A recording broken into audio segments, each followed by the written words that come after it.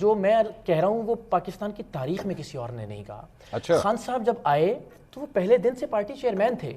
وہ پہلے دن سے پارٹی کے وزیراعظم کے امیدوار تھے کہ میں پہلے دن سے کہہ رہا ہوں کہ مجھے روضہ رسول پہ لے جا کے مجھ سے حلف لے لیجئے کہ میں زندگی میں کبھی کوئی عہدہ نہ مانگوں گا، نہ اس عہدے کا امیدوار ہوں گا، نہ کبھی کوئی الیکشن لڑوں گا، نہ کوئی فیصلے کا اختیار اپنے پاس رکھوں گا۔ ہم عوام راج تحریک میں یہی کہہ رہے ہیں کہ آپ ملک میں تب تک جمہوریت نہیں لا سکتے جب تک جن لوگوں نے یا جن جماعتوں نے جمہوریت لانی ہے ان کے اپنے اندر جمہوریت نہیں ہوگی۔ آپ ملک میں میرٹ کے لاکھ نعرے مارتے رہیں، جب تک آپ کی اپنی پارٹیوں کے اندر میرٹ کا سسٹم نہیں ہوگا، ظاہر وہ جماعتیں کبھی ملک میں میرٹ نہیں لا سکتی۔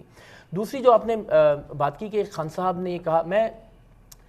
بہت وثوق سے عرض کرتا ہوں کہ جو میں کہہ رہا ہوں وہ پاکستان کی تاریخ میں کسی اور نے نہیں کہا۔ اچھا خان صاحب جب آئے تو وہ پہلے دن سے پارٹی چیئرمین تھے، وہ پہلے دن سے پارٹی کے وزیراعظم کے امیدوار تھے کہ میں وزیراعظم بنوں گا تو میں 9 دن میں کرپشن ختم کر دوں گا، میں وزیراعظم ہاؤس کے اندر جو ہے یونیورسٹی بنا دوں گا، میں یہ کر دوں گا، میں وہ کر دوں گا۔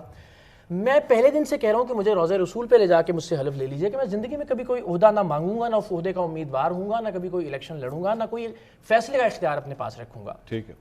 میں تو یہ گزارش کر رہا ہوں، مزمل صاحب نے کہی کہ بھائی کیوں نہ ہم جماعت اسلامی کی طرز کی ایک مرکزی ایسی جماعت بنائیں جو ورکرز کی ملکیت ہو، جو لوگوں کی ملکیت ہو، جو پبلک کی ملکیت ہو، جس میں میرٹ کا ایک خودکار نظام ہو، جس کے اندر انٹرنل الیکشن کا، انٹرنل جمہوریت کا نظام ہو۔ آپ کو یہ نظام جماعت اسلامی کا پسند ہے؟ جماعت اسلامی کا صرف ایک چیلنج ہے کہ وہ ایک مذہبی جماعت کے طور پر دیکھی جاتی ہے، وہ صرف مولانا مودودی کے فالوورز کے جماعت کے طور پر دیکھی جاتی ہے۔ اگر آپ ویسا ہی ایک سٹرکچر، ویسا ہی ایک پلیٹ فارم، ویسی ہی ایک جماعت مرکز میں قائم کر دیں جس میں دیوبندی، اہل حدیث، اہل تشیع، بریلوی، ہمارے ہندو بھائی، ہمارے کرسچن بھائی سب آ سکیں،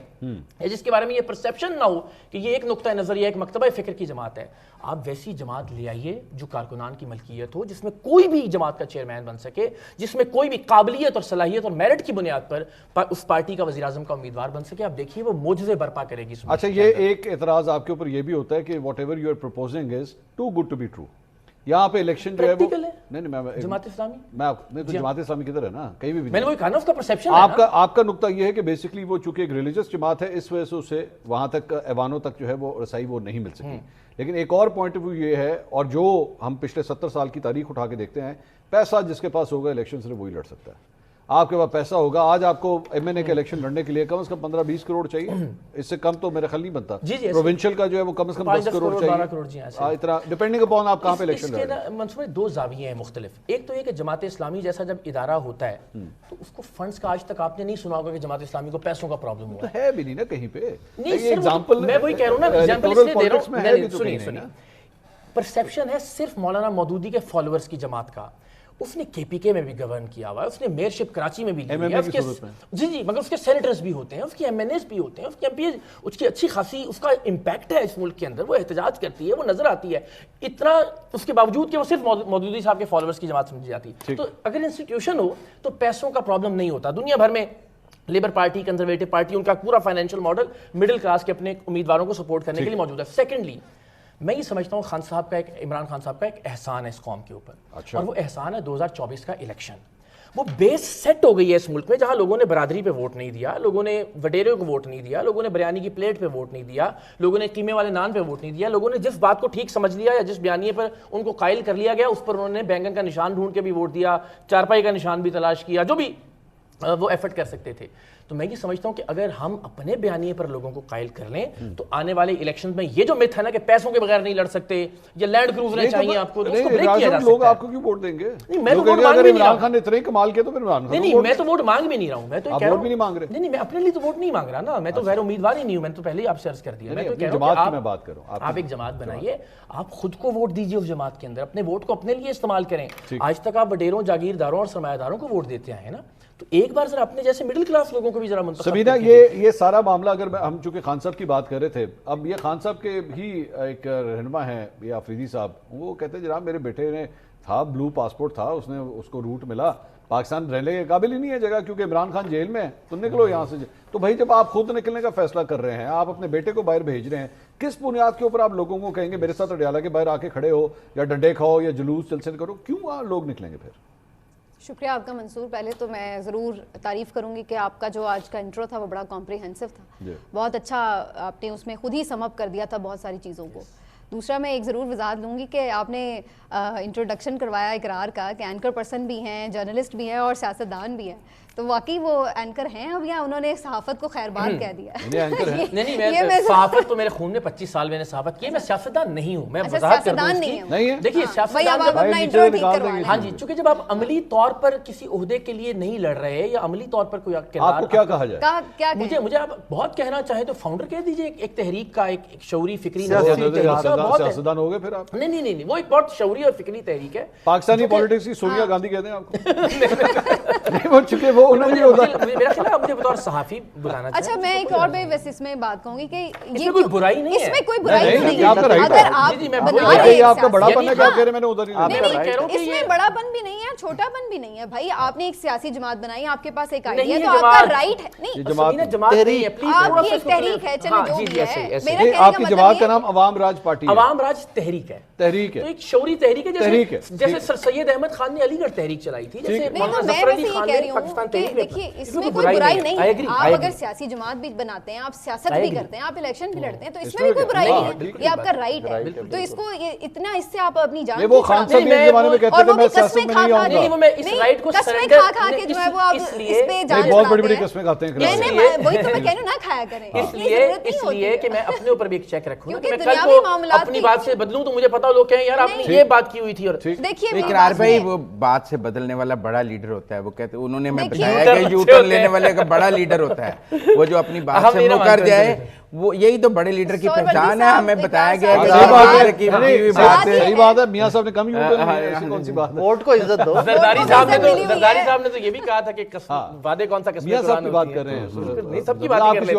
ہیں، سب کی بات کر، بالکل ہم دیکھ رہے ہیں ووٹ کو بھی عزت ملی ہوئی، سب کچھ ہو رہا ہے۔ میں تو یہ کہہ رہی ہوں کہ ود ٹائم آپ کی بہت سارے کانسیکوینسز ایسے ہو جاتے ہیں، آپ کو بعض اوقات چیزوں کے مطابق فیصلے لینے پڑتے ہیں، تو اپنے اوپر اتنی بائنڈنگ کرنے کی آخر ضرورت کیا ہے کہ آپ اتنی قسمیں کھا کہ آپ کے اوپر بائنڈنگ رہے،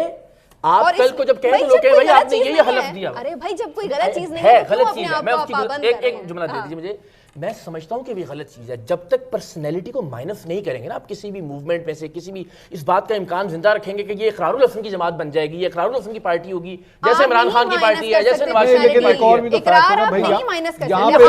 سکتے، نہیں اگر آپ دیکھیے آپ کی یہ آئیڈیا نا، اگر کل کو آپ کی پارٹی بہت بڑی پارٹی بن جاتی ہے، کوئی اقتدار میں آ جاتی ہے، کچھ بھی ہوتا ہے، آپ کا نام تو ساتھ جڑا رہے گا نا کہ بھائی یہ آپ اس کو الگ نہیں کر سکتے، کوئی فیصلے کا اختیار آپ کے پاس نہ ہو۔ میرا سوال یہ ہے کہ عمران خان صاحب نے بھی اس ایلیٹ کلاس کے خلاف آواز اٹھائی، آج اقبال افریدی صاحب کا اپنا بیٹا بلو پاسپورٹ کو استعمال کر کے نکل جاتا ہے پاکستان۔ اچھا دیکھیں اس پہ بتائیں کیا دو چیزیں، اس کو اس والے کیس کو نا دو اینگل سے دیکھنے کی ضرورت ہے۔ پہلی ایک تو یہ بات بالکل درست ہے، یہ کل میں نے بھی اپنے ولاگ میں بھی اس پہ بات کی کہ جب آپ لوگوں کو یہ کہہ رہے ہیں کہ یہ چیز غلط ہے، یہ چیز غلط ہے، تو پھر آپ خود اس کو پریکٹس نہیں کر سکتے، لیکن اس کا ایک دوسرا اینگل بھی ہے جس کو دیکھنے کی ضرورت ہے کہ واقعی آپ نے اس ملک میں عام لوگوں کے لیے یا مخالف نظریات کے حامل لوگوں کے لیے کیوں اتنی مشکل زمین کر دی ہے، اتنی تنگ زمین کر دی ہے کہ ان کو جانا پڑا ہے۔ میں آپ کو بتاؤں کہ میں کل اتنی ڈسٹرب ہوئی کہ ایک ہمارے ساتھی صحافی تھے، ان کو یہاں سے جانا پڑا، اور اسی وجہ سے کہ انہیں بھی یہی ڈاؤٹس تھے کہ ان کو پکڑ لیں گے کچھ کر، اب ان کے جو والد ہیں وہ اس وقت CCU میں، اور وہ میں ان سے کل بات کری تھی اور مجھے یہ سن کے اتنی پریشانی ہو رہی تھی کہ وہ وہاں بیٹھ کے تڑپ رہے ہیں کہ یار میرا باپ جو ہے وہ ادھر ہے، اب باپ انہیں منع کر رہا ہے کہ تم نے آنا نہیں ہے ورنہ تمہارے ساتھ نہ کوئی اس طرح کی چیز۔ آپ نے اس ملک کو آخر اس کا کیا قصور ہے؟ یہ کہ وہ ایک ڈفرینس آف اوپینین رکھتا ہے آپ کے ساتھ، اس لیے وہ اپنے آپ کو سیف یہاں محسوس نہیں کرتا۔ آپ اس چیز کی بنیاد، اور وہ صرف ایک صحافی تھا، جہاں پہ پولیٹیکل اوپوننٹ کی بات آتی ہے تو ہم دیکھ رہے ہیں کہ خواتین پولیٹیکل اوپوننٹ ہیں، ان کے ساتھ کیا ہو رہا ہے۔ مجھے سمینا یہ نہیں پتا آپ کس جرنلسٹ کی بات کر رہی ہیں، I will not even ask the name، ظاہری بات ہے ان کی ایک پرائیویسی ہے، I will keep that، لیکن معذرت کے ساتھ اگر چند صحافی ایک سیاسی جماعت کا رکن بن جائے، کارکن بن جائے، وہ ان کے بارے میں ایسا ہے نہیں، میں آپ کو بعد میں نام بھی بتا دوں گی، لیکن میں ایک بات کہہ رہی ہوں کہ یہ اس کے بعد میرا صرف کہنے کا مقصد ہے پھر جو ہیٹ آتی ہے نا بھائی، پھر اس کے بعد یہ مت کہیں کہ کیونکہ آپ جب ماضی میں دوسری سائڈ پہ تھے نا، اور جب یہ ہیٹ وہاں پہ جنریٹ ہوتی تھی، کی میں بات کر رہی ہوں نا، ان کو PTI والے بھی بہت تنقید کرتے رہتے ہیں، تو وہ بات آپ چھوڑ دیں، میں جس کی بات کر رہی ہوں نہیں ہونا چاہیے ڈفرینٹ ہے، لیکن میں یہ بات ایون خان صاحب کے دور میں بھی ہوتا تھا، تب بھی جرنلسٹ کے ساتھ ہونا چاہیے، اور آج کے دور میں بھی جرنلسٹ کے ساتھ ہوتا ہے، تو نہیں ہونا چاہیے۔ اگر آپ کی کوئی کسی بھی پارٹی کے ساتھ کوئی ہمدردی ہو بھی تو کیا یہ کوئی گناہ ہے؟ نہیں ہے، کہ آپ اس کی بنیاد کے اوپر اس کے اس ملک میں رہنے کا حق چھین لیں گے کہ بھائی آپ اس ملک میں کام نہیں کر سکتے, آپ اس ملک میں رہ نہیں سکتے, آپ کو ہر وقت یہ ڈر خوف ہوگا کہ آپ کی گلی کے باہر جو ہیں وہ ڈالے پھر رہے ہیں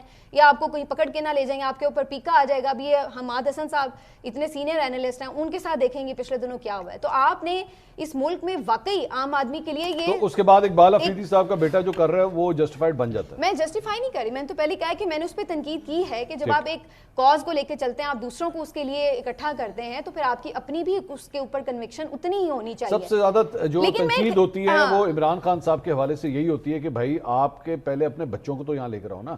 آپ اپنے بچوں کو لے کے آئیں گے تو کہیں گے دیکھو بھائی یہ بچوں یہ تو موروثیت کے خلاف تھے, اب یہ موروثیت کی طرف